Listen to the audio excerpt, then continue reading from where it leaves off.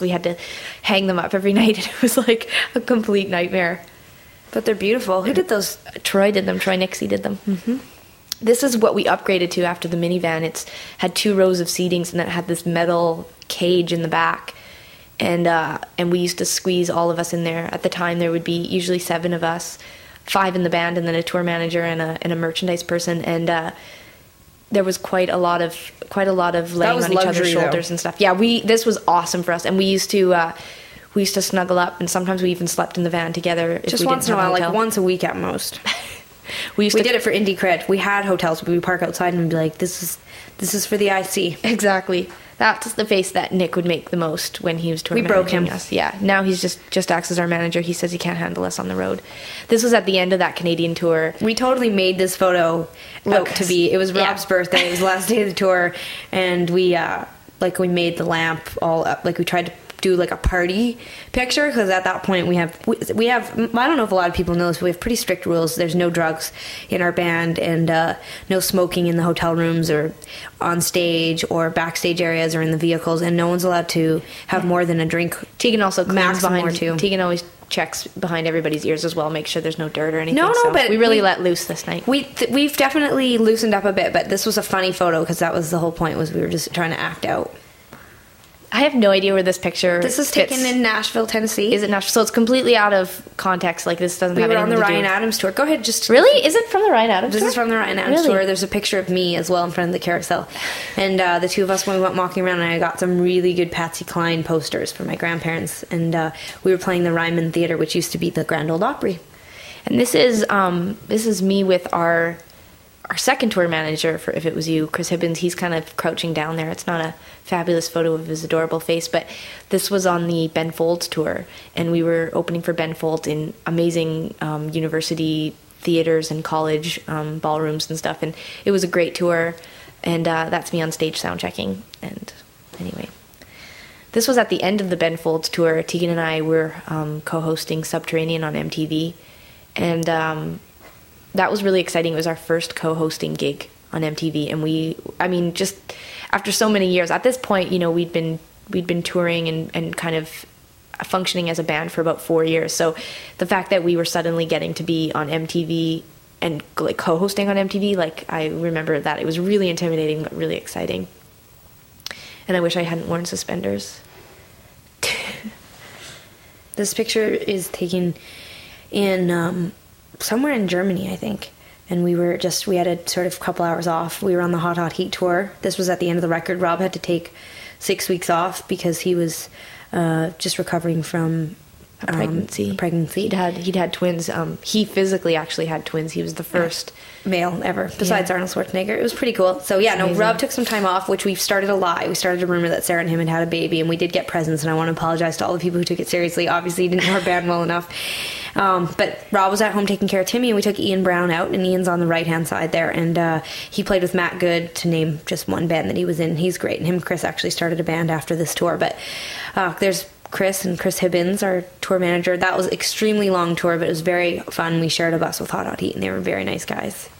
This was like the last thing we did for this record. It really, yeah. After we'd done all that touring, we met Matt Sharp, and he had been in Weezer and in the Rentals, and he had called us, and him and I had started emailing with each other because he wanted to find out how to play Not Tonight, and I was sort of roughly trying to explain to him the chords. It was really troubling for me. I didn't know how to explain it to him, but anyway, he didn't hold it against me, and we became friends, and he actually came and played with us in Los Angeles. He played Moog, and it was awesome, and actually after that we ended up doing a small Canadian tour with him, just some Ontario dates, and he actually played every night with us, and I would go out and play with him. He has his own solo project, and he would play songs, and he is just a phenomenal person, and we ended up getting him to come up and play on the record when we were doing So Jealous. Picture. It was great. When we were in the process of taking some time off and working on So Jealous, we went to Australia, and this is the only photo that I'm including from Australia because, besides that... Because we're not in it. Next photo. Do you need to know anything more about Australia besides that? It's very beautiful there. This is, we came back from Australia, and we just did a few one-offs, and one of them was in Victoria, and our manager Piers, he has a band called Jets Overhead, and they have a rehearsal spot, so they let us work out some songs. We were demoing some new songs for the record. We specifically actually worked on Walking with a Ghost in Downtown. Yeah. Those are the two songs we demoed for the new record. And then this jumps ahead of the recording process only because we have a whole video about it on this DVD, but this was just a picture I took from when we were shooting Speaks Flow, which was this was in my living room. This was the morning that we shot the video for Speaks Flow. Yeah. This is a picture from the racquetball court, and I like this picture because Chris is wearing a free Matt Sharp t-shirt, which that's why I picked very it. cute. It was a big ticket item in our band. Everybody had one. Yeah, we loved Matt. We loved to show the support. This was when we actually started. We actually hadn't even released So Jealous yet, but Ted, who we hired to play on to tour with us on So Jealous, we tricked him into coming up the West Coast with us in the United States a couple weeks before the record came out, and we played in stores in all the little cool indie record stores that we love on the West Coast. And we admired his ability to sleep. He would sleep everywhere. He just I would never sleep in front of people that I didn't know, but he always slept in front of us, like all the time. He would just curl up like a little cat. It was cute. This picture is on the way to Kelowna, and it was like one of the first dates we did as a band for the tour. And when we put So Jealous out, we did like 6 dates in BC with the no spots, and then we went down over to Ontario and Quebec and did a few dates. But we were still in the van. Happy times in the van. Yeah, though sometimes we would get to stretch out like that in the van. That was really fun. Only at gas stations when everyone wasn't in the vehicle. As soon as everyone got back in, it was back to 1.5 seats each. I think my pictures are all going to be upside down now. This picture is from at Messaluna, which is like one of the best all-ages venues here in Vancouver. There's not a lot of great venues. You can't really see who's on stage, but that's... Can't see. There's just a whole bunch of people. It was our birthday, and we were playing in Vancouver, so all of our friends and... like just people that we knew and family and stuff, they made cupcakes for the audience, and they came on stage while we were playing and they sang happy birthday, and the audience sang, and we handed out cupcakes. It was really fun. This picture is so funny. I can't believe you chose this picture, but it's so funny because we were flying to New York. We were playing with Melissa Farrick. We were doing a few dates, and we were doing it as a 3-piece, and we got off this flight from Vancouver to New York, and it was at the end of the flight there was 30 minutes of what they called extreme turbulence, and I was soaking wet, and they kept the televisions on, obviously to distract us, but I was like soaked right through my t-shirt, like my hands were dripping. And when we got off, me and Ted took this picture because we were so happy to be alive. It was insane. We were just like swooping. I can't even tell you. It was just insane. This is Rob and I. And, this is in Eugene. Yeah, I like this photo because we're both wearing stripes, and he and I have a intimate relationship on stage because he pretty much plays right next to me and slightly behind me. So I always think it's funny. He and I are always pictured together, kind of like how Tegan and Chris are always pictured together because they stand next to each other.